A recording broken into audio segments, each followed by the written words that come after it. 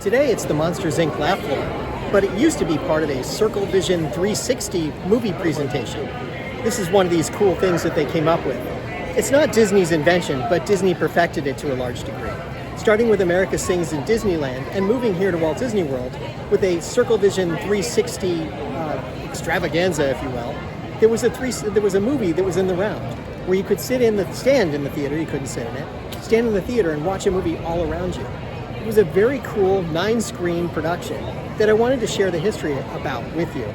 Now, this one in the Magic Kingdom went on to become the Monsters, Inc. laugh floor because they wanted to use the space differently. So they cut off basically half the theater, put in seats, and made it look a little different, but you can still get the sense of the 360-degree theater around you. But there are still 2 others here at Walt Disney World that are both in Epcot. So let's go take a look at both of those. And thanks, Dave, for sending it over to me. I'm here in the Canada Pavilion at Epcot, and there is still a 360 Vision theater here that shows a movie every day of the week. It's called Canada Far and Wide. It extends on the idea of what we had for 360 movies to go into something unique and different and kind of encapsulate what Canada is all about. Now, originally it was called Oh Canada, and there's a whole story behind that. But today, it represents what modern Canada looks like and kind of how it all comes together. So let's go ahead and take a look at what the theater looks like and how it all works, so you get a sense of what Canada Far and Wide is and what the 360 movies look like in context. So we'll just go across the bridge here, and we'll head over to where the pre-show area is, and then we'll go in. And it's a really neat place to be able to kind of walk along here. And as you go into the Canada Pavilion, you get a feeling for what the Canadian Rockies look like. It really does give you a sense of maybe what it is to a degree. Maybe not exactly, but it gives you Canadian Rockies. And it's always a great picture spot. It's kind of fun. And if you look at it, the way they do this, if you go up to the second floor up there, and you stand up there on the second floor, back by the hotel, you can look out over this from a higher altitude. So it feels like, to a large degree, you're climbing in the Rockies. But we're here to talk about what we have for Canada Far and Wide in the 360 theater.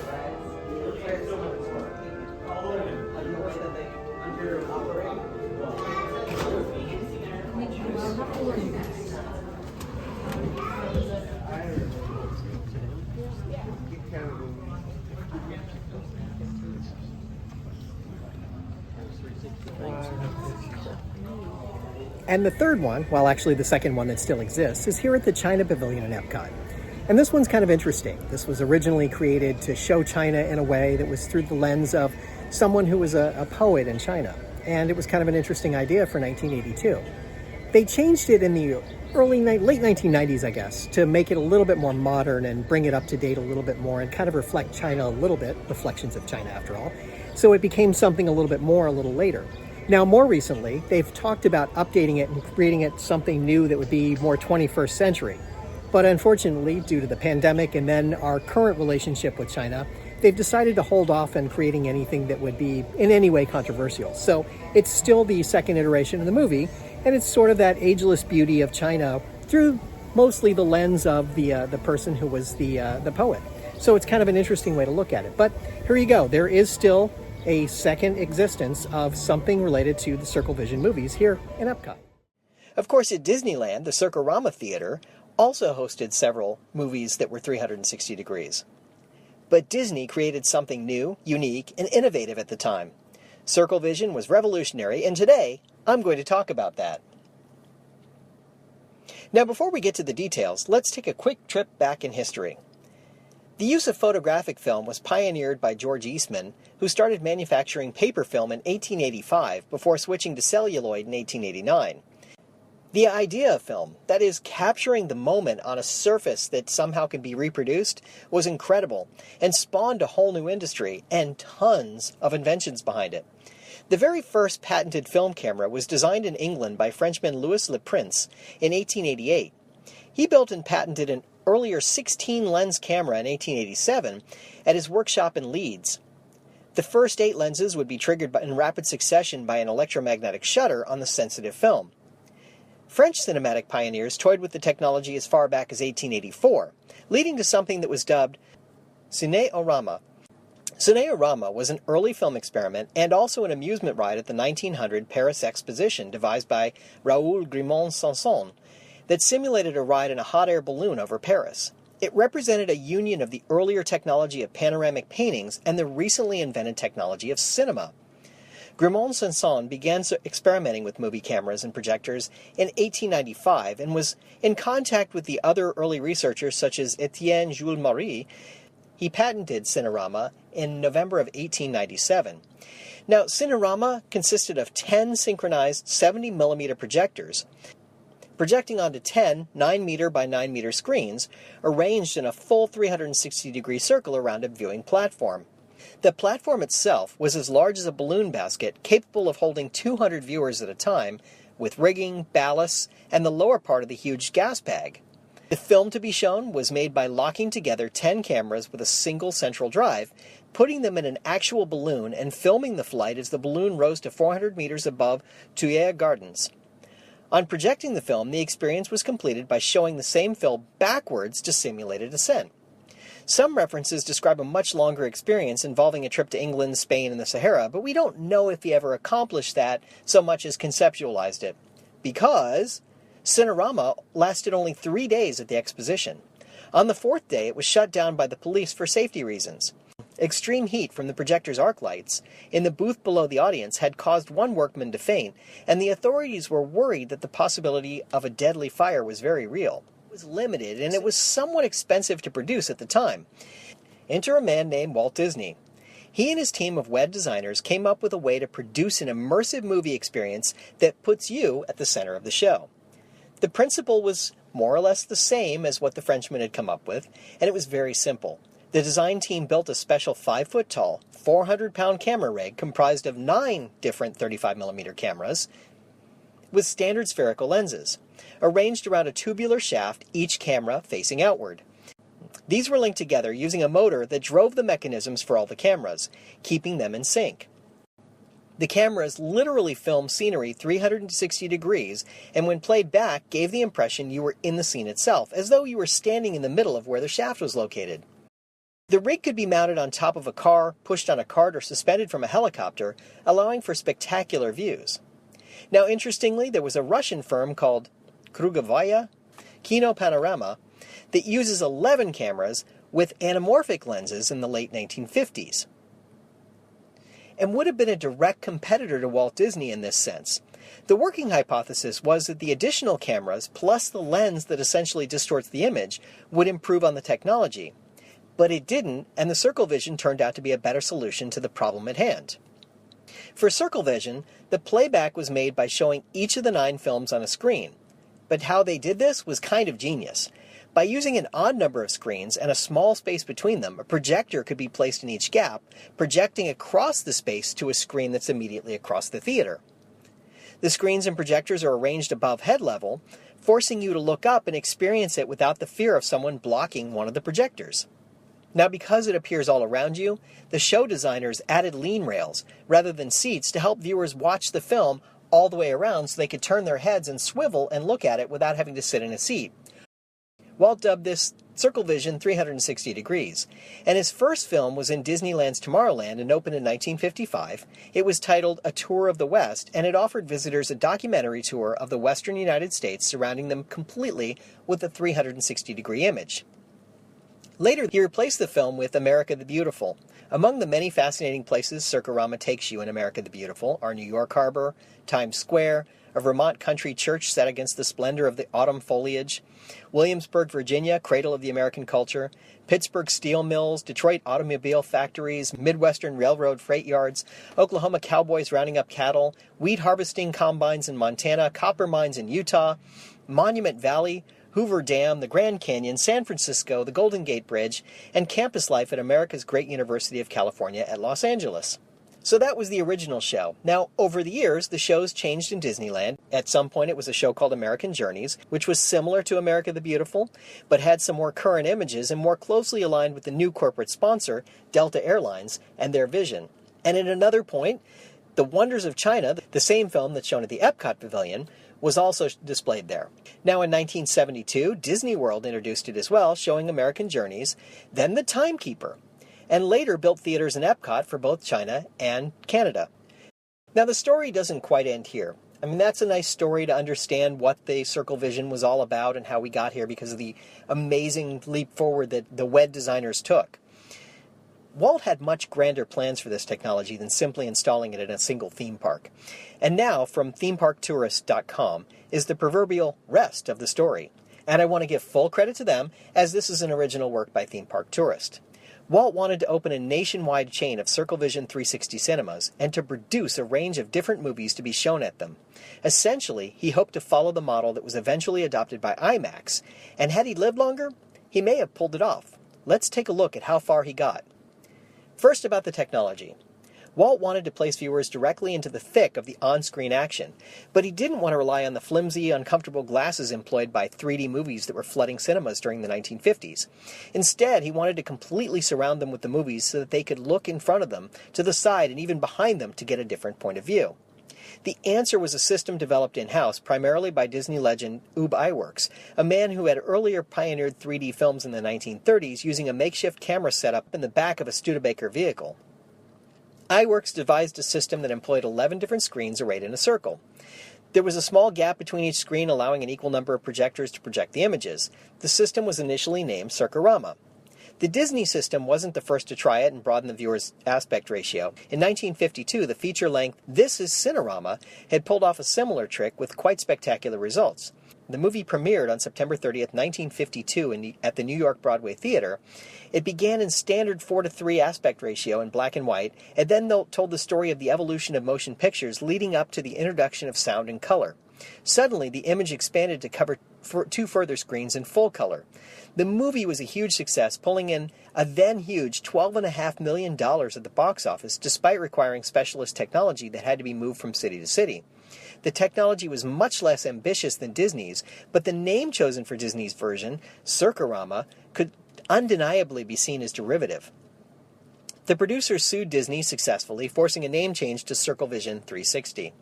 Now about the first installations. The first CircleVision 360 installation, we'll use the final name to avoid confusion, was at Disneyland. A tour of the West was produced using a camera mounted on an American Motors vehicle, with the auto manufacturer taking up sponsorship of the attraction. Walt, excited by the technology, didn't stop there. A second theater was built for the United States Pavilion at the 1958 World's Fair in Brussels, and a new film, America the Beautiful, was produced to show off the wonders of the country. According to one official, it became the hit not only of the American Pavilion, but of the whole expo. The exhibit was transferred to a nylon geodesic dome at the American National Exhibition in Moscow the following year. Queues of up to 100 yards developed as around 1,000 Russians per hour viewed a film that the U.S. government hoped would convince them of the benefits of capitalism. Walt recognized the limitations of the roadshow style of distribution employed by This Is Cinerama, and the impracticality of moving CircleVision 360 setups from one city to another. He wanted to build a set of permanent CircleVision 360 cinemas instead. By 1961, another movie, Italia 61, was in the can, the first to use just 9 cameras rather than 11. Discussions over the production of a third to cover Europe were already underway. In 1963, Walt had also begun seeking sponsorships for a CircleVision film about Canada, to be showcased at the Expo 67 in Montreal. But just where might these CircleVision theaters have been located? Well, we know of 2 possible locations. Let's take a look. Walt had largely banned the sale of alcohol at Disneyland. Despite this, Canadian liquor company Seagram was among those courting Disney following Disneyland's early success, aiming to convince the company to build a second theme park. It hoped to persuade Walt to develop a tourist attraction at Niagara Falls, the natural wonder that would eventually be surrounded by a host of Las Vegas-style offerings, including casinos, theaters, and high-rise hotels. In August 1963, Walt and his wife Lillian traveled together with Roy and his wife Edna to Niagara Falls to discuss the proposal and meet local officials. The trip included a look at the falls from the Seagram Tower's observation deck, an appropriate activity given what Seagram was proposing. The company hoped to partner with Disney to boost the tower, a 325 feet tall creation that opened in 1962 and boasted the observation deck, a restaurant and a hotel. It was located on the Canadian side of the border and stood some 525 feet above the Horseshoe Falls. It was the first modern observation tower to be built close to the falls, though it has since been overshadowed by the taller Skylon Tower. As was the case with the proposed New York theme park, the cold winters in the region ruled out any potential outdoor theme parks. Instead, Walt considered a more modest plan. According to statements from longtime Disney consultant Buzz Price, this would have involved installing a clone of Disneyland's Rocket to the Moon ride in one of the lower floors of the Seagram Tower. Despite Price's apparent claim that a version of Rocket to the Moon was on the cards for the Seagram Tower, his professional notes actually indicate that a 360-degree movie was considered for the site. Price even went on as far as completing a financial report to ascertain the potential revenues and costs for such a venture. This could have been the first in Walt's proposed chain of CircleVision 360 theaters. According to Price, Disney and Seagram failed to agree on the appropriate licensing for the Niagara Falls attraction. The project was quietly dropped, with Seagram going on to take over Disney's rival Universal in 1995 before itself being acquired by French conglomerate Vivendi 5 years later. Marceline, where Walt's family had owned a farm during his happiest childhood years, is also located not far from the major city of St. Louis. During the decades that followed the Civil War, the city had grown and become the fourth largest city in the U.S. This boom period culminated with the 1904 World's Fair and the Summer Olympics, which were hosted concurrently in St. Louis. By the 1950s, the city's famous Mississippi riverfront was in a desperate state, having been hit by the dual effects of the Great Depression and the migration to outlying suburbs. The condition of the riverfront did not go unnoticed by city authorities. In the 1930s, the city began acquisition and demolition of a 40-block area, on which it planned to install a memorial to Thomas Jefferson. After the war, Eero Saarinen won a competition to produce a design for the memorial, with what would ultimately become the Gateway Arch. Plans were also put in place to demolish the city's Chinatown and replace it with a new stadium for the St. Louis Cardinals baseball team. On a site close to both the arch and the stadium, the Civic Center Redevelopment Corporation hoped to build a third attraction, Riverfront Square. Featuring a range of shops and restaurants, this would cater to the millions of tourists that were expected to visit the newly revived area. In 1962, plans were announced for an outdoor mall stretching along a 300-foot strip. This would be themed around 19th century St. Louis, celebrating its history as a vital river getaway. In early 1963, the CCRC approached Walt Disney with a proposal to produce a short film about the history of St. Louis to be shown in one of the Riverfront Square's theaters. Whereas he rejected most similar proposals out of hand, on this occasion Walt was intrigued, probably due to his affection for the area. Walt himself visited St. Louis in May 1963 with the CCRC's president, Raymond Witkoff, leading the tour. At the time, Disney's suggested involvement was limited to the production of a CircleVision movie and possibly a second unusual ride that would have an economic potential as an amusement ride in addition to its primary transportation function. It's likely that this would have been a version of the Ford Magical Skyway or People Mover system. Eventually, Disney's involvement grew significantly beyond this, to the point where the company was proposing to build an enormous indoor theme park on the Riverfront Square site, but ultimately, no agreement on how the project would be financed was reached, and it was dropped altogether. Walt Disney died in 1966, and his dream of rolling out a CircleVision 360 across the world largely died with him. Now, CircleVision 360 today? CircleVision 360 does still play a role at the Disney theme parks. The original theater at Disneyland may have been shut down along with the others at Walt Disney World's Magic Kingdom, Disneyland Paris, and Tokyo Disneyland. But travelogue-style movies that Walt envisioned are a perfect fit with Epcot's World Showcase. Reflections of China and O Canada continue to be presented in the format, playing to millions of guests every year. What an interesting story, and again, that came from Theme Park Tourist. And I just found it fascinating because it kind of fills in some of the blanks on some of the things that happened and how Walt had a grander vision. All these stories kind of flow together, and Walt was always looking at these different world expositions and world's fairs and looking for the best ideas and kind of lifting them or helping them or whatever it was that was appropriate given what he was doing at that point in time. It's really fascinating. His history and some of the richness of the things that he did and how he got involved with things is just amazing to me. So we have the complete story of how CircleVision came to be and what it is. I highly recommend that you take the time to go in and visit one of these films and experience it. It really is something. It's really worth doing. I can remember growing up when we used to go to Disney World, and we would have the opportunity to go and see the Monsanto Presents American Journeys. And some of my relatives, and sometimes myself included, we go, oh, go see this film again? We've seen it like 200 times. I don't want to see it. But looking back on it now, I'm so glad I did, because it really was this rich piece of history with the 360-degree films that you could really enjoy and immerse yourself in. And I still love going to see them in China and in Canada as well, because it really does capture that same piece of imagination. It's like actually seeing something that Walt touched. Once again, even though both of those movies were made long after his death, the technology that he invented and created, it really shows through everything that he had to do with it. And that's the amazing piece for me.